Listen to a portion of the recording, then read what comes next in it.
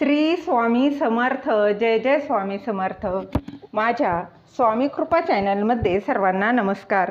स्वामी महाराजांच्या कृपेने तुमच्या सर्व चांगल्या इच्छा पूर्ण होत ही स्वामी महाराजांच्या चरणी प्रार्थना करते आणि आजच्या या नवीन व्हिडिओला सुरुवात करते.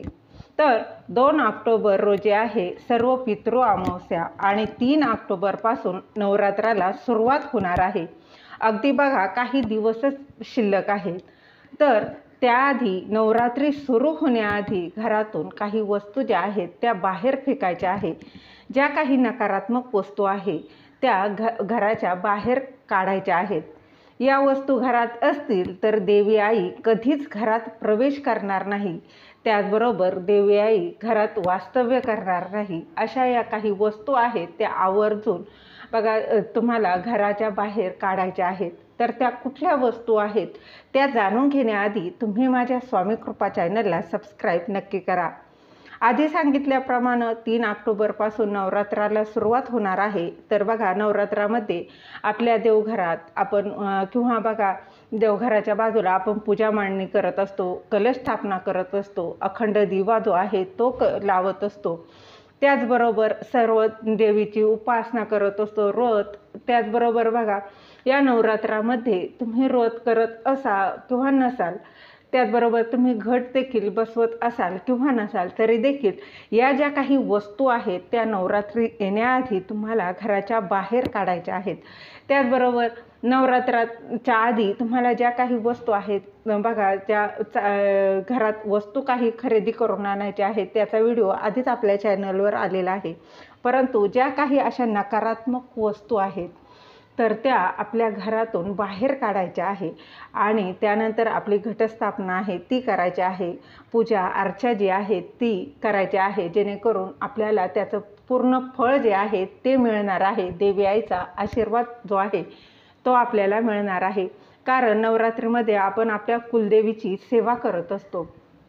तर बघा अशा कुठल्या वस्तू आहेत तर बघा कुठलीही वस्तू प्रत्येक वस्तूमधून नकारात्मकता आणि सकारात्मक ऊर्जा जी आहे ती येत असते. तर अशा काही वस्तू आहेत त्या वस्तू ज्यातून नकारात्मक म्हणजेच घरात निगेटिव्हिटी तयार होत असते अशा काही वस्तू असतात आणि त्या आपण सांभाळून ठेवलेल्या असतात. तर अशा ज्या वस्तू आहेत त्या आवर्जून घराच्या बाहेर काढायच्या आहेत. तर त्यात कुठल्या वस्तू आहेत तर बघा सर्वप्रथम आपल्याला नवरात्री सुरू होण्याआधी घर स्वच्छ करायचं आहे. जिथे स्वच्छता असते तिथे माता लक्ष्मी वास करत असते. कारण माता लक्ष्मीला स्वच्छता ही अतिशय प्रिय आहे. त्यामुळे सर्वप्रथम आपल्याला घर स्वच्छ करायचं आहे.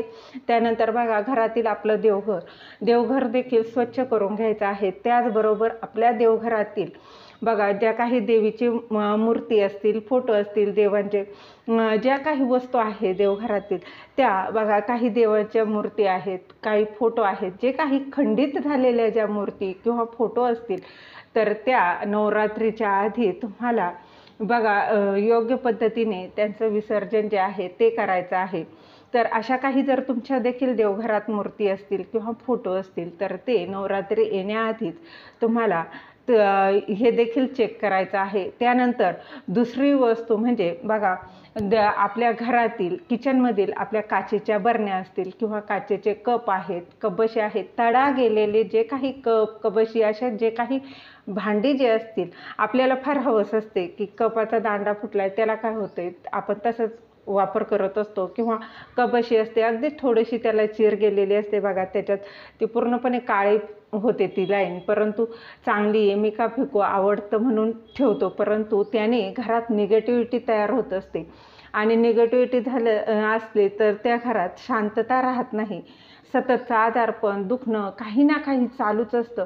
कटकटी चालू असतात, वादविवाद चालू असतात. म्हणून अशा ज्या काही निगेटिव्ह वस्तू आहेत त्या आपल्याला घराच्या बाहेर नवरात्रीच्या आधी काढायच्या आहे. यानंतरची वस्तू बघा ती म्हणजे बंद पडलेले इलेक्ट्रिक वस्तू ज्या आहेत त्या देखील तुम्ही बघा त्या फेकून द्यायच्या का तर नाही. ज्या इलेक्ट्रिक वस्तू आहे त्या तुम्ही दुरुस्त करून तुम्ही आणू शकता. परंतु नवरात्र येण्याआधी तुम्हाला हे बंद पडलेले मग तुमचे फॅन असोत, TV असेल, ज्या काही इलेक्ट्रिक वस्तू असतील त्या तुम्ही रिपेअर करायच्या आहेत, त्या चालू करायच्या आहेत आणि त्यानंतर बघा नंतर काय आहे, बंद पडलेली घड्याळ. आता बघा घरात 4 व्यक्ती आहेत आणि घड्याळ प्रत्येकाचे 2-2 म्हटले तरी 8 घड्याळ.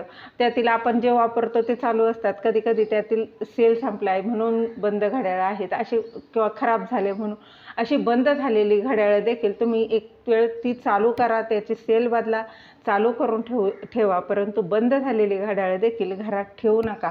त्यामुळे देखील आपल्या घरात सकारात्मकता कमी होते आणि निगेटिव्हिटी ही जास्त तयार होत असते. म्हणून या ज्या वस्तू आहेत त्याकडं बारीक लक्ष द्या. तुमच्या घरात देखील अशा वस्तू असतील तर त्या आवर्जून काढायच्या आहे. त्यानंतर तुटलेल्या चपला. आता बघा प्रत्येकाला चपला म्हणजे एक जोडी आहे का, तर नाही.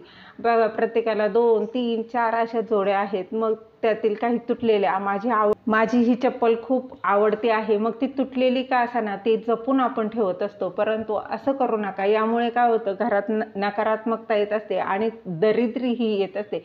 सर्वात वाईट बघा चप्पलचा ढीग देखील आपल्या दारासमोर कधीही नसावा. यामुळे दरिद्री ही येत असते. म्हणतात ना, माता लक्ष्मी ही दिवसभरातून 7 वेळा आपल्या घरात प्रवेश करत असते आणि जर तिथे चप्पलांचा असा ढीग जर असेल ना दाराच्याच बाजूला, तर तिथे माता लक्ष्मी कधीही प्रवेश करत नाही. म्हणून सर्वात पहिली चप्पलवर तुम्ही तुटलेली चप्पल, त्याचबरोबर बघा तुम्ही दान देता, पण दान देताना देखील ती घालण्यायोग्य आहे का, त्याचबरोबर ती तुटलेली असेल तर अगदी तुम्ही ती शिवून घ्या आणि त्यानंतर ती द्या. मी तर म्हणेन नाही दिली तर काहीच हरकत नाही, तुम्ही नवीन एक वेळेस तुम्ही घेऊन द्या. परंतु तुटलेल्या चपला देखील कोणाला देणं हे देखील फार चुकीचं आहे. त्यानंतर बघा कपडे देखील, फाटके कपडे, असे जुने झालेले कपडे देखील आपण घरात साठवून ठेवत असतो. याने देखील घरात दरिद्री येत असते, नकारात्मकता ही येत असते. त्यामुळं नवरात्री येण्याच्या आधी तुम्ही बघा तुमच्या घरात देखील असे कपडे आहेत, ठेवणीची कपडे आहेत, ती तुम्ही घराच्या बाहेर काढायची आहे. आता ती जर तुम्हाला कुणाच्या घालण्यायोग्य असतील तर ती देखील तुम्ही स्वच्छ धुवून इस्त्री करून नंतर ती द्या. नाहीतर बघा तुम्हाला जी अशी फाटकी तुटलेली जे काही कपडे आहेत ते देखील घराच्या बाहेर काढायचे आहेत. अशा बऱ्याचशा गोष्टी आहेत की त्या आपण तुटल्या. आता चीर गेलेल्या बघा प्लॅस्टिकच्या डिश आहेत किंवा स्टीलचे देखील भांडी तडा चीर गेलेले असतात, ते आपण साठवून ठेवत असतो.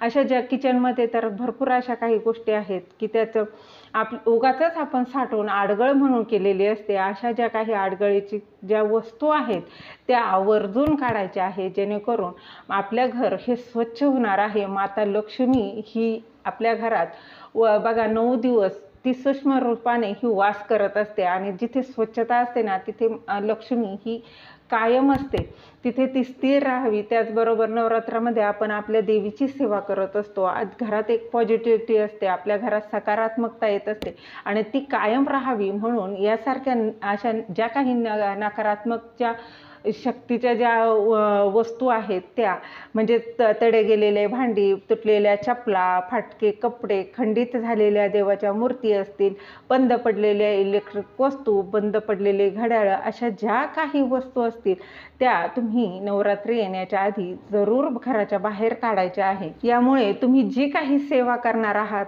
त्याची बघा देवी आई तुम्हाला भरभरून आशीर्वाद देणार आहे. घरात तुमच्या सकारात्मकता राहणार आहे. तुमच्या घराची, कुटुंबाची, तुमच्या पतीची, मुलांची प्रगती होणार आहे. देवीचा तुमच्यावर सदैव अखंड असा आशीर्वाद हा राहणार आहे.